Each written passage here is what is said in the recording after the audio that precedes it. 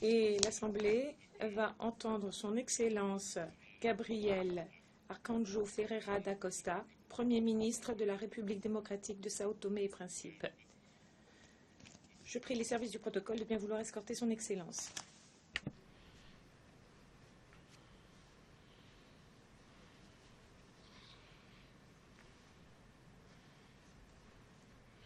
J'ai le plaisir de souhaiter la bienvenue au Premier ministre de la République démocratique de Sao Tomé et Principe, son Excellence Gabriel Arcanjo Ferreira da Costa, et je l'invite à s'adresser à l'Assemblée générale.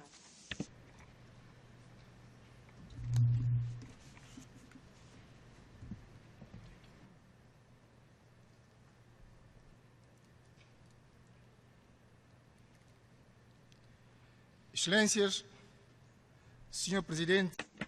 Excellences, Monsieur le Président, Monsieur le Secrétaire général, Mesdames et Messieurs, Excellences, chefs d'État et de gouvernement, Mesdames, Messieurs les représentants. C'est avec un grand plaisir que je prends la parole pour la première fois en cette auguste assemblée en tant que Premier ministre et chef de gouvernement représentant fièrement la République démocratique de Sao Tomé et Principe. Permettez-moi tout d'abord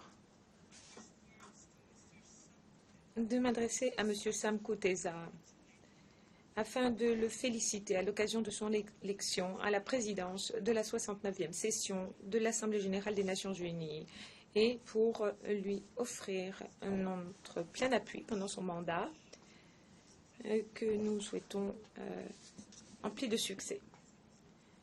Son élection est due à la reconnaissance parmi les États membres de notre organisation de l'expérience que son pays, la République de l'Ouganda, a acquise en particulier du rôle de plus en plus important que joue le continent africain au sein de la communauté internationale pour la consolidation de la paix et de la sécurité dans le monde entier. Cela reflète également les efforts faits en matière de développement durable dans les pays en développement, en plus de ses compétences professionnelles évidentes. On le voit dans ses connaissances techniques et son expérience. Nous sommes certains que son expérience en sa qualité de diplomate contribuera au succès des travaux de la présente session et nous permettront de trouver de meilleurs moyens de régler les questions importantes qui préoccupent la communauté internationale.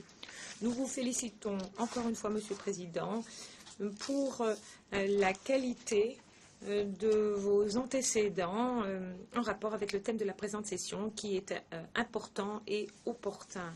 Le programme de développement post-2015, une fois qu'il sera défini et structuré de façon appropriée, certainement, sera un instrument utile pour orienter les pays en développement, en particulier ceux du continent africain, vers le développement durable. Nous voudrions également remercier son Excellence, M. Ban Ki-moon, pour sa direction compétente, altruiste et zélée de notre organisation. Et de même, nous félicitons son Excellence, M. John William Ash, qui a présidé avec zèle et désintéressement notre organisation ces 12 derniers mois. Monsieur le Président, Mesdames et Messieurs, la pertinence du thème choisi pour cette 69e session de l'Assemblée générale est claire, étant donné la crise économique et financière qui continue de ravager le monde. Nous devons unir nos efforts et les cibler afin de forger un avenir juste et plus heureux auquel nos peuples aspirent légitimement. À cette fin, l'Afrique a identifié six piliers pour le développement durable, à savoir, premièrement, transformation économique structurelle et croissance économique. Deuxièmement, sciences, technologies et innovation. Troisièmement, développement orienté vers l'être humain. Quatrièmement, durabilité environnementale, gestion des ressources naturelles et gestion des catastrophes. Cinquièmement, paix et sécurité. Sixièmement, finances et partenariats. À nos yeux, ces piliers émanent des aspirations de nos nations africaines et de tous les partenaires du continent africain. Et ils doivent être prises en compte dans leurs efforts ardus vers un développement durable et équitable et pour la dignité de nos peuples. En conséquence, Sao Tomé et Principe pense que dans le développement durable en Afrique, est convaincu de la nécessité d'un développement durable en Afrique basé sur les piliers proposés par l'Union africaine et demande à l'ONU d'adapter son programme aux réalités spécifiques de l'Afrique sans perdre de vue l'accomplissement de certains de ces pays du point de vue de la réalisation des OMD. Monsieur le Président, Monsieur le Secrétaire général, il est indubitable que la raison d'être de l'Organisation des Nations Unies est le maintien de la paix et de la sécurité dans le monde, ce qui est un préalable à la promotion du développement. Cependant, étant donné les changements importants que le monde a vécu depuis la création de notre organisation en 1945, nous devons souligner la nécessité urgente de s'adapter aux nouveaux défis de notre époque. En conséquence, nous réitérons encore une fois notre appel pour l'accélération du processus de réforme actuel dans tout le système des Nations Unies, pour lui donner davantage de dynamisme, de représentation, d'efficacité, de capacité et de légitimité dans les opérations devant conduire au maintien de la paix et de la sécurité internationale et donc à la promotion du développement dans le monde entier. Monsieur le Président, Mesdames, Messieurs les représentants, malheureusement, nous continuons d'être les témoins de certains conflits qui perdurent et de la montée de nouvelles tensions qui ont des répercussions alarmantes au plan humanitaire dans le monde entier. Au Mali et en RDC, malgré une stabilisation relative des zones de conflit grâce aux efforts des Nations Unies, nous pensons que les opérations conjointes doivent se poursuivre pour consolider et renforcer les acquis. Nous nous félicitons du règlement de la situation en Guinée-Bissau, où le processus de transition a conduit à l'élection d'un nouveau président de la République et un nouveau gouvernement, ce qui repositionne le pays grâce à des voies démocratiques institutionnelles. Cependant, il incombe à la communauté internationale, en particulier à l'ONU, à l'Union africaine, à la CEDEAO et à la communauté des pays lusophones, de continuer de collaborer et de combiner leurs efforts pour consolider l'état de droit démocratique, de façon à ce que notre nation sœur puisse continuer ses progrès et assurer le bien-être de son peuple. C'est avec une immense satisfaction et un sentiment de fraternité que nous félicitons les acteurs politiques au Mozambique pour leur maturité et pour avoir tenu compte des intérêts les plus nobles de leur peuple, alors qu'ils ont signé récemment un accord de paix, évitant ainsi davantage de souffrances et de pertes de vies humaines. Pour ce qui est de la République centrafricaine, nous nous félicitons de la décision de l'ONU de dépêcher une force de maintien de la paix multidimensionnelle, la MINUSCA, pour mettre un terme aux souffrances de ce peuple et pour ouvrir la voie à la réconciliation nationale. Ce processus a commencé par le forum de Brazzaville qui a eu lieu récemment et devrait aboutir au forum de Bangui et à la tenue d'élections qui pourraient ouvrir des possibilités pour le règlement de cette crise inquiétante et pour que ce pays de notre sous-région retrouve la normalité institutionnelle. Au sujet du Soudan du Sud, nous encourageons les efforts qui sont déployés pour convaincre les parties au conflit à participer à des négociations afin de trouver une solution à leurs divergences et pour mettre un terme aux souffrances de civils innocents.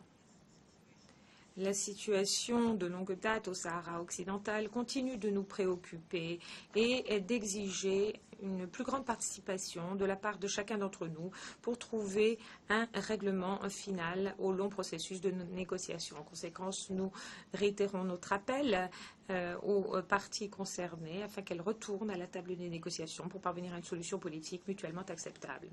Étant donné la résurgence des actes de terrorisme internationaux dans différentes régions du monde, il est impératif que la communauté internationale tout entière coordonne ses actions. C'est la seule façon pour le monde d'être à même de combattre ce fléau.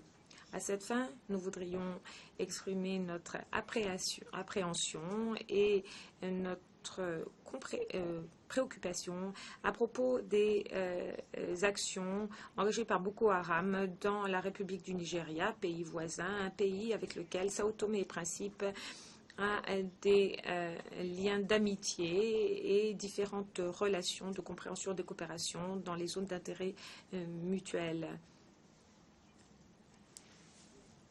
le Moyen-Orient, malheureusement, continue de baigner dans le sang de conflits qui prend un grand nombre de vies humaines avec des hostilités sans fin entre Israël et la Palestine, conflits qui ont montré des scènes dévastatrices au monde entier. En conséquence, nous nous félicitons du cessez-le-feu récemment signé entre les deux parties et nous réitérons notre appel en vue d'une solution négociée qui assurera le droit du peuple palestinien à contrôler sa propre destinée ainsi que le droit d'Israël d'exister conformément aux résolutions pertinentes de l'ONU. De même, il n'y a pas de solution militaire au conflit interne persistant en Syrie qui a des conséquences humanitaires désastreuses. En conséquence, nous nous félicitons du cessez-le-feu récemment conclu entre les parties et nous réitérons notre appel pour qu'un compromis soit trouvé avec l'aide et l'appui de la communauté internationale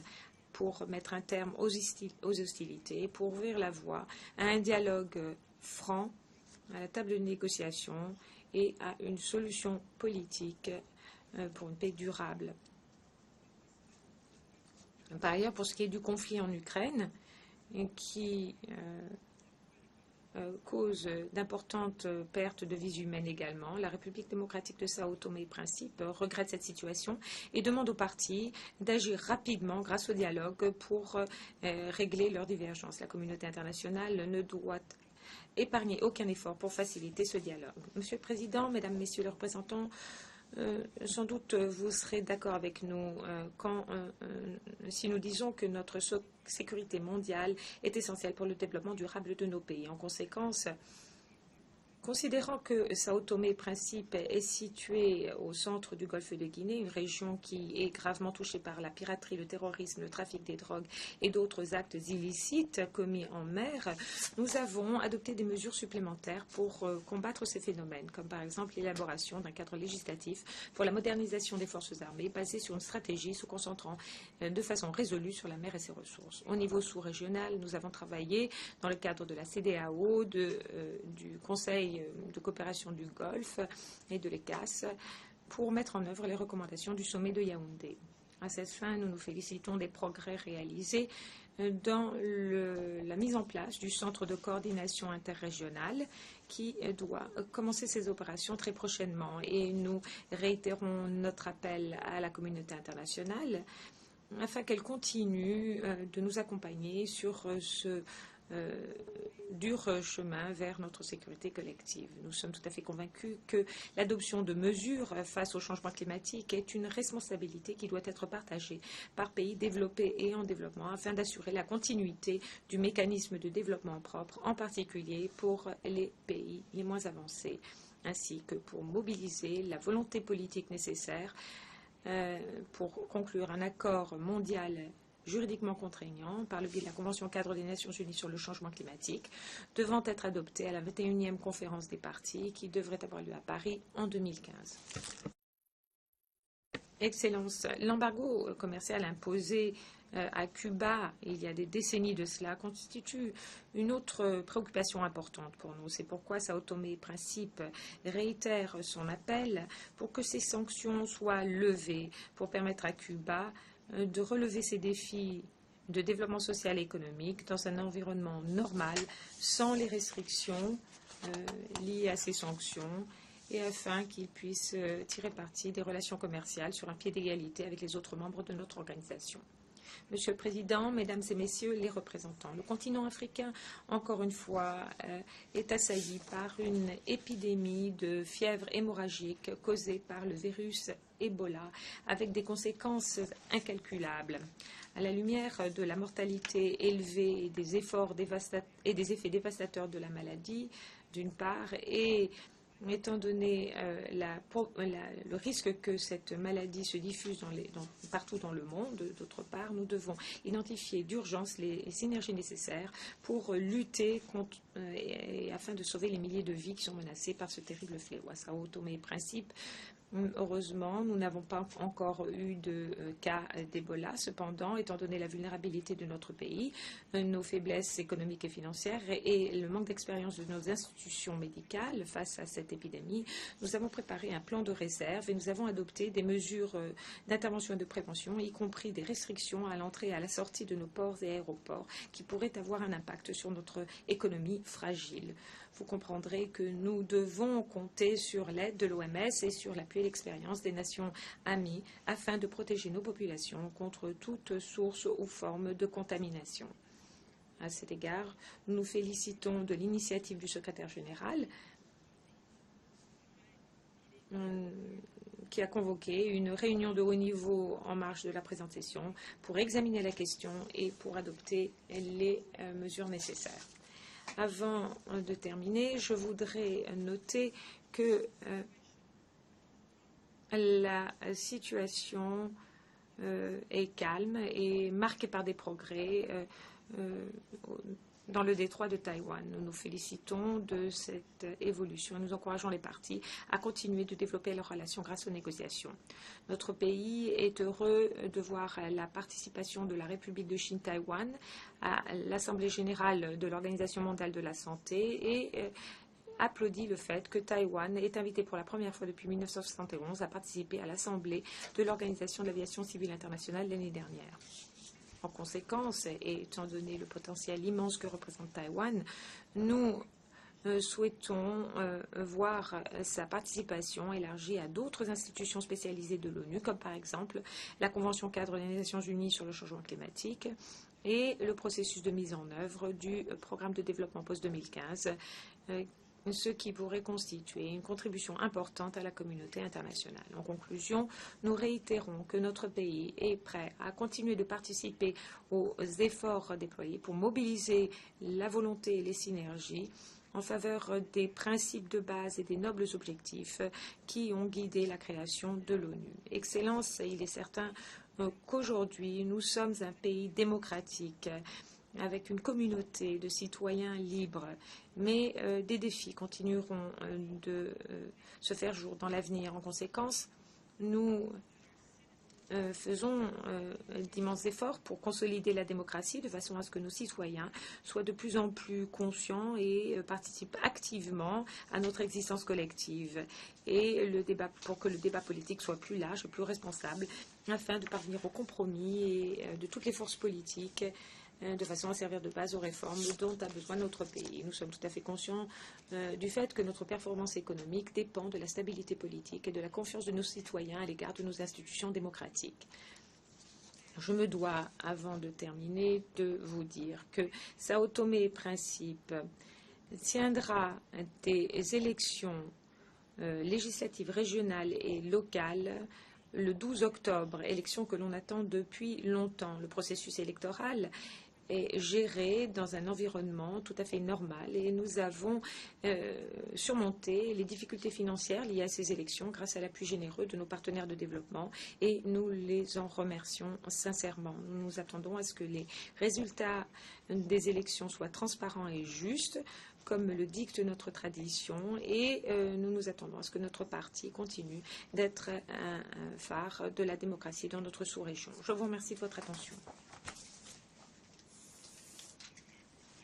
Au nom de l'Assemblée générale, je voudrais remercier le Premier ministre de la République démocratique de Sao Tomé et Principe pour la déclaration qu'il vient de faire, et je prie les services du protocole de bien vouloir accompagner